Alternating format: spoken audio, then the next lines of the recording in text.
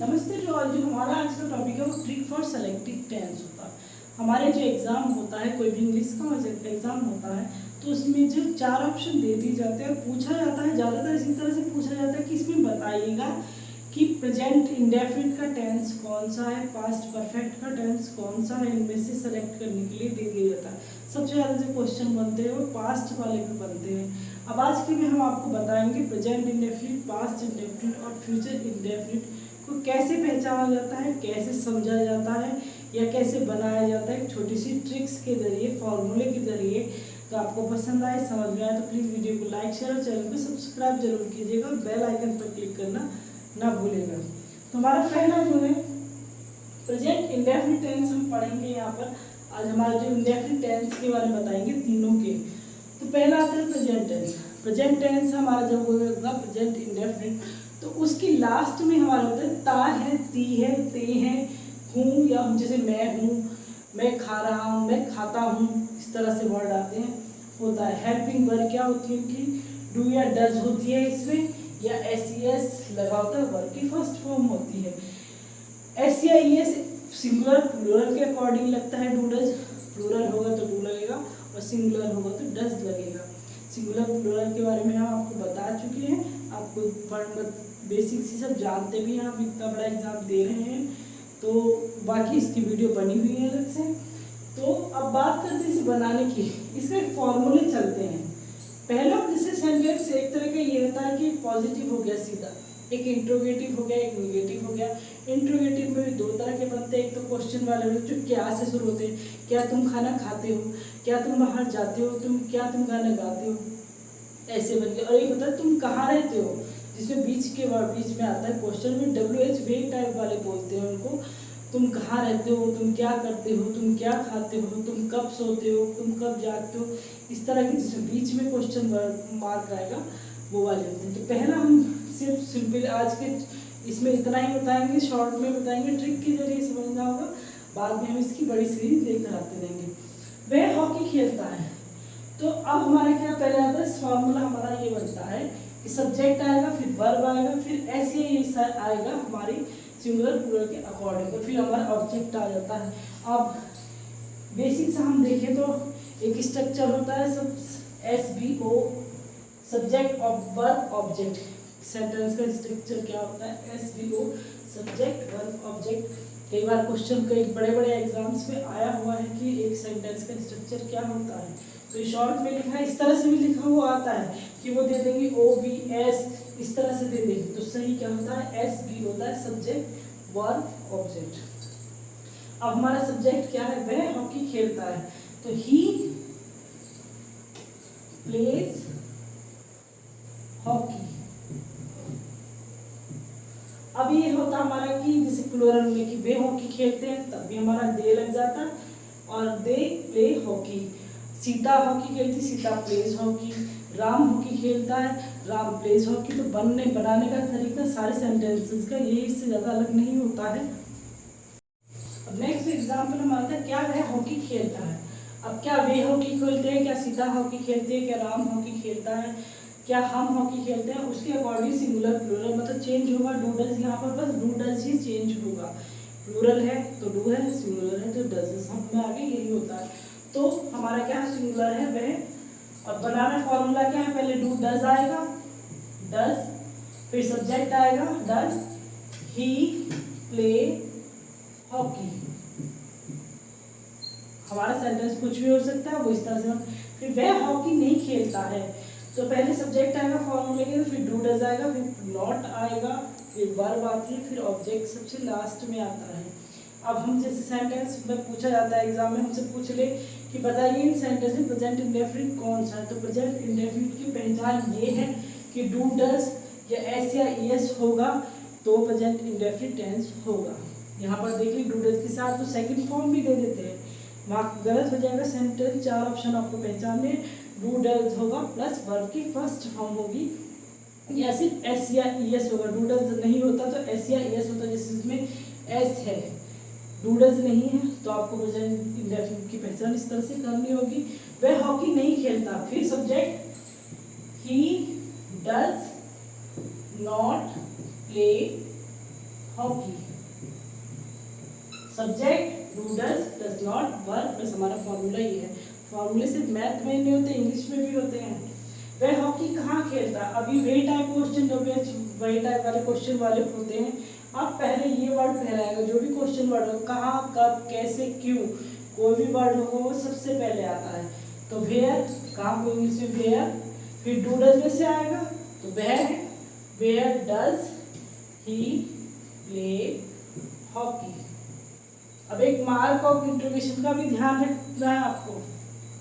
छोटी छोटी गलतियां दे देते हैं हमको, मार्क ऑफ कई बार क्वेश्चन मार्क ना लगा के भी पूछ लेंगे कि करेक्ट बताइए कौन सा सेंटेंस है, एक में होगा और एक में नहीं होगा। तो इस छोटी सी गलती को भी आप ध्यान रखेंगे। अब ये तो ता है, ती है, ते है वाले हो गए। प्रेजेंट इंडेफिनिट में ता है, ते है, ती ही आएगा लास्ट में।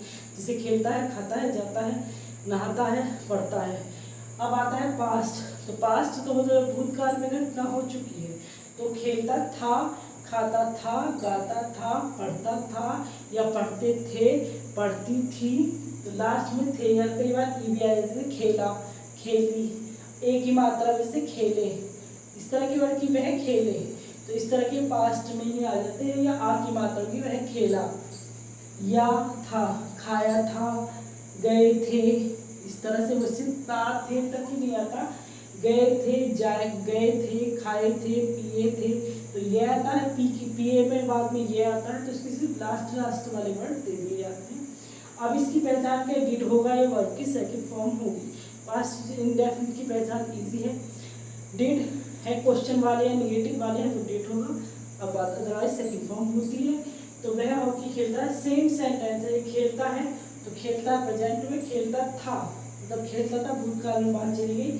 फॉर्मूला वही, subject plus verb plus object. तो सब्जेक्ट क्या है, ही प्लेड, वर्ब की third form played hockey, play की सेकंड फॉर्म भी थर्ड होगी, प्लेड होगी, और थर्ड फॉर्म भी प्लेड ही होती है।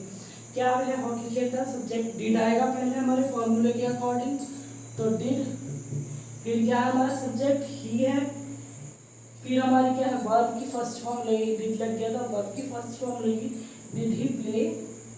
फिर हमारा ऑब्जेक्ट क्या है, हॉकी खेलना। इजी। वह हॉकी नहीं खेलता है। अब सब फॉर्मूले के अकॉर्डिंग पहले सब्जेक्ट आएगा, फिर he did not play hockey. इस तरह से हमारा सेंटेंस बनते। अब इसकी जगह वे लिख ले, कुछ भी नाम लिख ले, बनने सब इसी तरह से कैसे ही सेंटेंस दे दे। अगर इस तरह का वर्ड है, वह खाता था, वह गाता था, वह पढ़ता था, वे जाते थे, दे वेंट, वे खाते थे, दे एट। तो सेकंड फॉर्म ही लगनी है, इससे ज़्यादा कुछ नहीं होता चेंज। वह हॉकी कहाँ खेलता है, वह हॉकी कहाँ खेलता, तो where did he play hockey. उसमें चेंज हुआ, इसमें भी यही तरीका है। इसमें बस हमारी क्या हेल्पिंग वर्ब चेंज होती है, और कुछ चेंज नहीं होता, कोई भी तरीका चेंज नहीं होता, सिर्फ हेल्पिंग वर्ब है। यहाँ डू डज लग गया, यहाँ डिड लग गया, यहाँ एस या इस लग गया, यहाँ सेकंड फॉर्म लग गया, बट इतना चेंज होता है और कुछ नहीं। बात आते हैं पास्ट पे, पास्ट भी सेम ही है, पर पास्ट वाले सेंटेंस में विल है, विल शैल का, विल का क्या प्रयोग होगा या शैल का प्रयोग होगा। शैल का प्रयोग होता है सिर्फ आई और वी के साथ, WV के साथ, बाकी के साथ विल यूज होता है। मॉडर्न इंग्लिश में शैल विल ही यूज करने लगे हैं आई के साथ, जो मॉडर्न बोलते हैं आई विल वाला।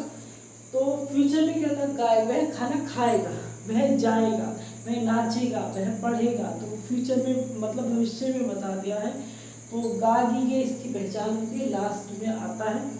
और सेंटेंस आपको जो दिया होगा उसमें सिर्फ विल या शैल होगा प्लस वर्ब की फर्स्ट फॉर्म होगी। आपसे पूछ लिया जाए कि 4 ऑप्शन है, बताइएगा इसमें से। अब एक ऑप्शन में ये ले लूँ, एक ऑप्शन इसका ले लूँ और एक ऑप्शन फिर इसका ले लूँ, तो आपको सेलेक्ट करना होगा कि फ्यूचर इंडेफिनिट का टेंस कौन सा है। तो फ्यूचर इंडेफिनिट का टेंस वो होगा जिसमें विल शैल प्लस वर्ब की फर्स्ट फॉर्म होगी। अब बनेगा सेम उसी तरीके से, वही फॉर्मूला है, बट डू डज या डिड की जगह विल शैल आ गया है, बाकी कुछ चेंज नहीं होगा। तो वह हॉकी खेलेगा, ही विल प्ले हॉकी। अब यहाँ पर वे हॉकी खेलेंगे तो they will play hockey. Sita hockey खेलेंगी, सीता विल प्ले हॉकी।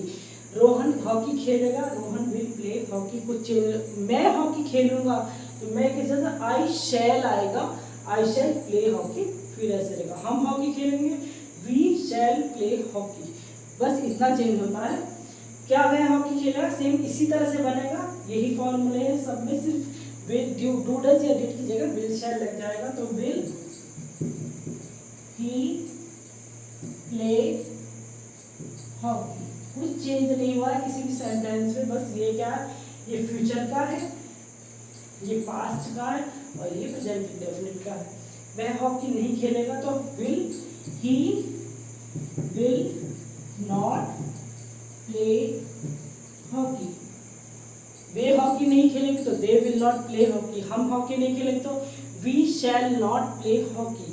बस इतना अंतर होता है, बाकी कोई अंतर होता है। नाम किसी का लिख दो, सब्जेक्ट प्रोनाउन लिख दो या नाउन लिख दो, चेंज कुछ नहीं होता है, सिर्फ हेल्पिंग वर्ब उसके अकॉर्डिंग चेंज हो जाएगी, शैल लगनी है, विल लगनी है। वह हॉकी कहाँ खेलेगा, तो वही फॉर्मूला है वेयर, यहाँ भी वेयर आया था, डिड की जगह विल ही प्ले हॉकी। कुछ ऐसा चेंज नहीं होता, कुछ चेंज होने वाली बात नहीं है। Present past indefinite future indefinite यही है। इससे ज़्यादा सेंटेंस मैंने बताए हैं कि क्या चेंज कर सकते हैं, क्या नहीं कर सकते। वह हॉकी कहाँ खेलता है, वह हॉकी क्यों खेलता है, तो क्यों की स्पेलिंग क्या हो जाएगी, भाई, तो भाई आ जाएगा, हम भाई डज, बाकी सेंटेंस सेम रहेगा।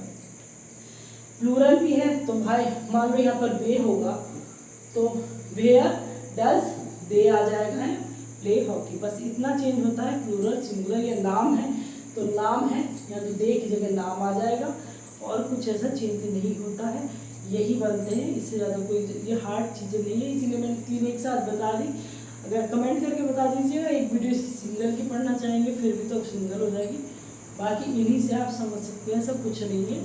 समझ में आया हो और तो कमेंट करके प्लीज़ ज़रूर बताइएगा। थैंक्स।